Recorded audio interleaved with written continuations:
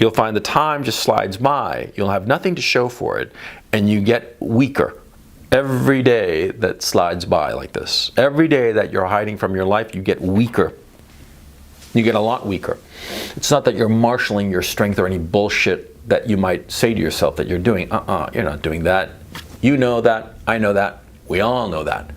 You're not marshaling any fucking strength. You're just getting weaker, softer, pudgier, fatter, more pathetic. And the only way to turn it around is to walk out the door.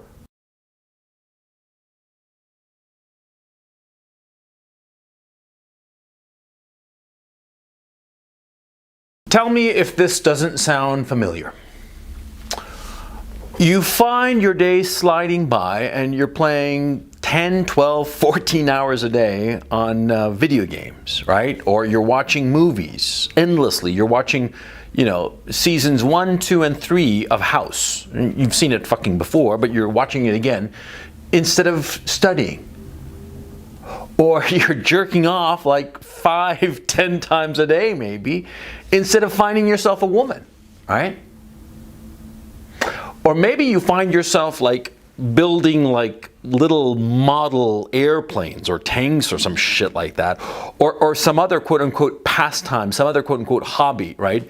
But instead of spending an hour or two, you spend 6, 8, 10, 12 hours in this stupid hobby that's sort of pointless, instead of going out there and getting a job, right? Does this sound familiar? Does this sound like something that you might have experienced? See, what you're doing in such situations is that you're hiding from your life. Or more properly, you're hiding from the problems of your life. You're failing to deal with these problems, and it's a peculiar situation because it doesn't happen to poor people. It happens to well-off people or people who are good enough, because you see, poor people in really backward circumstances or dire circumstances, right? Their situation is such that they need to do something in order to survive, right? They can't just hide away from their life. No, that's a privilege, a prerogative of people, young men, who are in circumstances that are just good enough. They're kind of miserable, but they're good enough. They have food and shelter. And so they eke out this existence, perhaps in their mother's basement. And it's not dire enough to motivate them to change. You see? Now, this happens often as not in, middle-class upbringings or better, and it happens a lot with single mothers.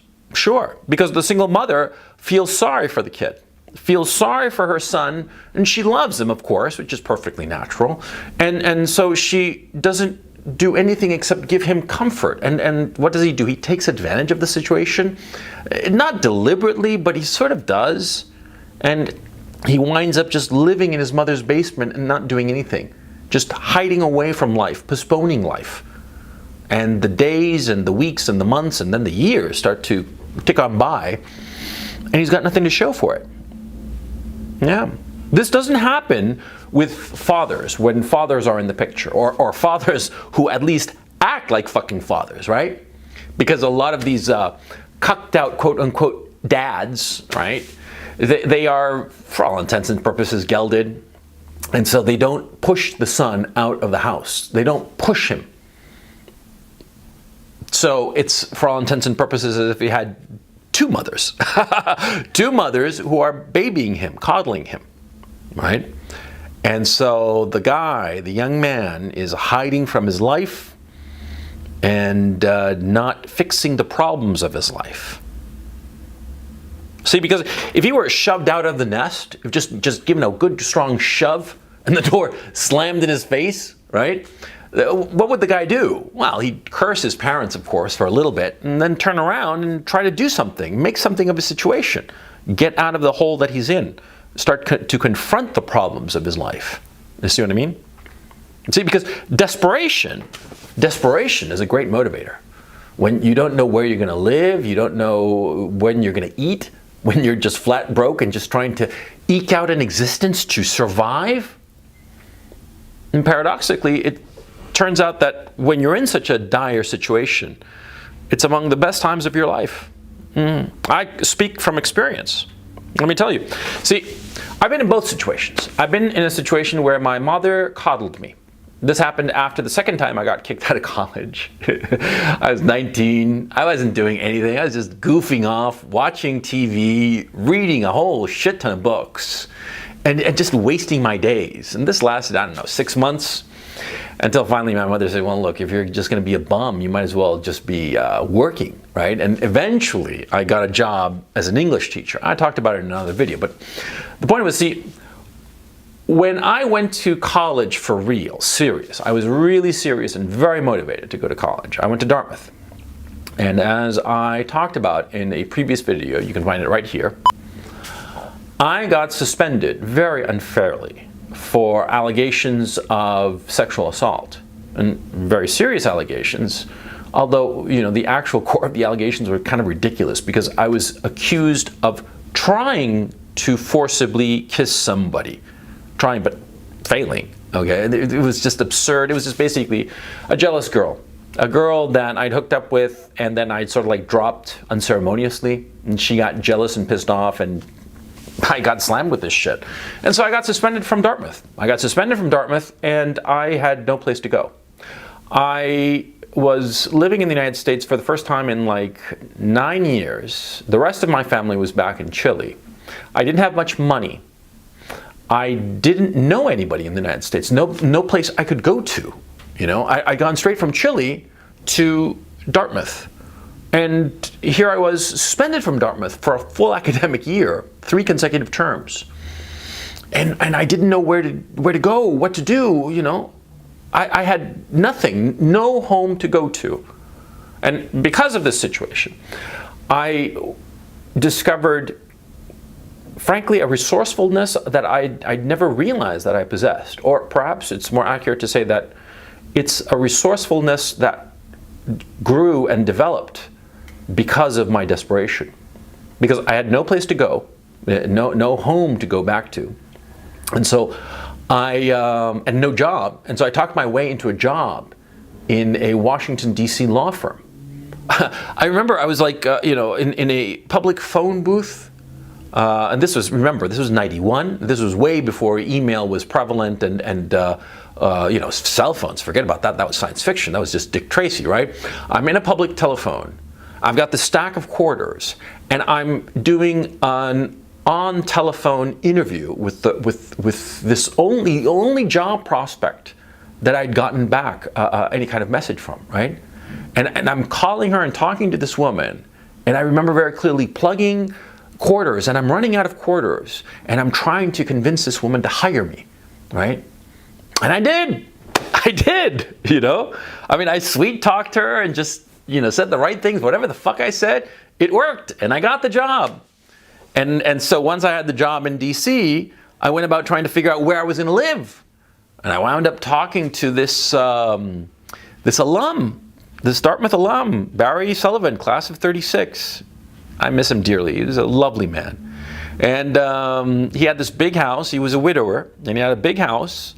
And he didn't mind having Dartmouth kids over for a term or two while they did whatever they were doing in Washington, right?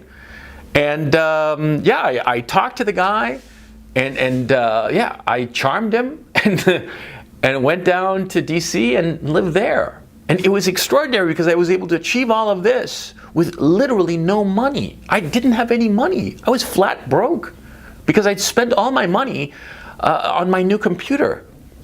And I was flat broke. I didn't have anything. I didn't have any place to go. And yet I was able to talk my way into a job, a decent job, and talk my way into a place to live, a very lovely place. And some months later, as Barry and I got to know each other a lot better, he was lovely, lovely gentleman. And like I said, just aces, right? And he said to me later, I mean, when he realized how desperate my situation had been, he said, you came across as just smooth as silk, like everything was hunky-dory, you know? And that was something that grew out of desperation. It was only my desperation that made me discover these qualities in myself, right? These moments, retrospectively, these times in your life when you're totally desperate, retrospectively, they become the defining moments of your life. I'm telling you this experience that happened to me, but similar experiences have happened to other men that I've known, men that I respect. And most all of them have gone through these periods of just being, completely out of the nest, with no help, no place to fall back to, and just going hand to mouth and just trying to survive. Day to day, sometimes hour to hour, second to second. And retrospectively, that desperation makes them confident. Being able to survive the dire straits that they're in, it gives them a confidence that they can make it. See what I'm saying? But to not get pushed out, as happens to so many young men, so many of these NEETs living in their mother's basement, to not get pushed out leads to depression, leads to misery. You're just stewing there in limbo. And you're hiding from your life, you're failing to deal with the problems that you have in your life, and you're just allowing the time to slide by, for your life to slide by. And you fall into depression, or you start falling into these bizarre and decadent ideations, sexual ideas and sexual proclivities that are just disgusting, because sort of like you have no normalcy with which to compare, and you just spiral down into your own, sexual perversions, quite frankly. Perversions that are quite natural in everybody, but very few people wind up actually diving into them and perhaps indulging in them, okay? Or you start spiraling into these ideations of suicide. Or worse, because suicide is bad enough, you're harming yourself, but perhaps ideations of revenge and murder even, which is, worse than self-harm because it's harming other people, innocent people, right? And that's what happens. It happens all the time. We've seen it on the news as of late. Some kids, some guy, the strangler, the Chatelet strangler, whatever the fuck, right? What do you think happened there? Yeah. Now, the worst part of hiding from your life, from my point of view, as a man of 50, I can say that the worst part is the time lost with nothing to show for it. You've spent so much time just stewing, just in limbo, just jerking off and watching video games and not doing anything. And all of a sudden you see all of this time has slid behind you, and there's nothing there. You have nothing to show for all of this time. That's the worst part, because as you get older, you will realize that the thing you have that is most precious is time. It's your most precious resource. And you say quite casually, oh, I'm going to kill some time, I'm going to kill a day or a week or a month or even a year. And when you get to my point of view, as a man of 50, you realize you do not have the time to kill. Time is so valuable. And to hide from your life, to sort of like be in the little shell, to be in a little cocoon of middling comfort, and just to sort of like be like with your fingers in your ears and your eyes closed and just like going, like making noises as if to ignore everything going on. And the time just passes by. That's the worst. That's the thing you'll regret the most. And the solution to this problem is quite obvious. You have to just walk out the door.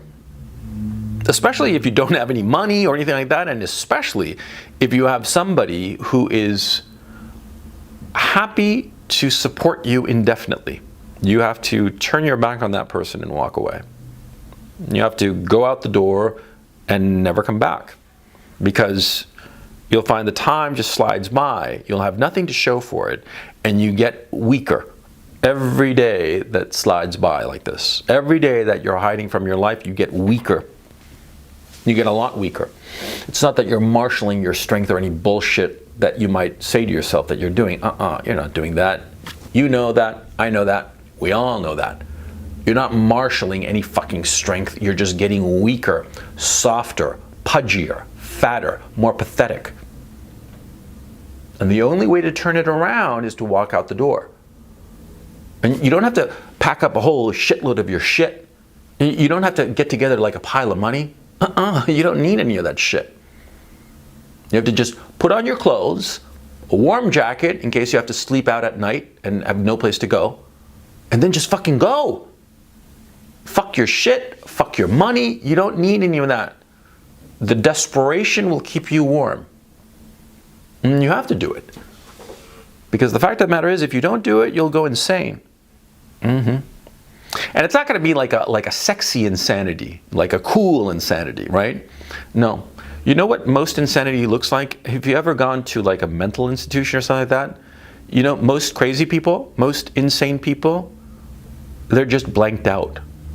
They're like fucking zombies, but not zombies like in the movies that they're chasing to eat somebody's brains or some shit like that. They're just sitting there, staring at nothing. That's what you're doing when you're hiding from your life. You're pretending to be a zombie. You're pretending to be a mental patient. You're pretending to be a zero. But see, you pretend long enough to be something and you eventually become that thing. Don't be that thing. And it's hard, it's so fucking hard to break away from a comfort, or even if it's not a comfort, even if it's kind of like humiliating and just unpleasant and just like a grind, right? But it's a grind that is not bad enough. And that's why you're stuck in it. That's why you're stewing in it. That's why you're in this limbo. Well, what you have to do, and take it from me, I know wherever I speak, you got to break away and walk away. And the desperation that you'll feel, yeah, it's not going to be nice. It's not going to be pleasant. But you'll get over it, and you'll recover, and you'll start to build something of your own. And in a while, you'll look back on those periods of desperation, and you'll think that they were good. And you'll realize that living like that, just going on and taking your licks, it's not merely that you'll be a better man because of it. It's because you'll stave off that insanity that is hiding from your life.